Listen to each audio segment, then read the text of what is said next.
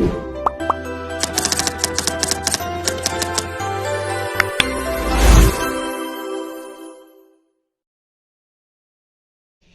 po, gusto ko lang po sanang i-share sa inyo ang natutunan ko about sa personal development.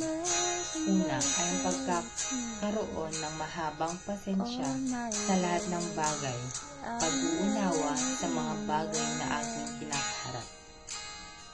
Pangalawa ay ang pagtanggap ng mga problema na may lakas dahil naniniwala akong walang problema ang hindi masusolusyonan. Ang huli ay ang pagpapatawad sa lahat ng mga nakasakit sa akin dahil ang pagpapatawad ay nakakalinis ng kalooban.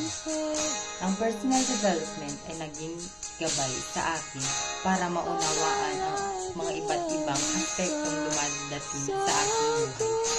Natutunan ko ang mga iba't ibang uring makakatulong para sa aking kinabukasan.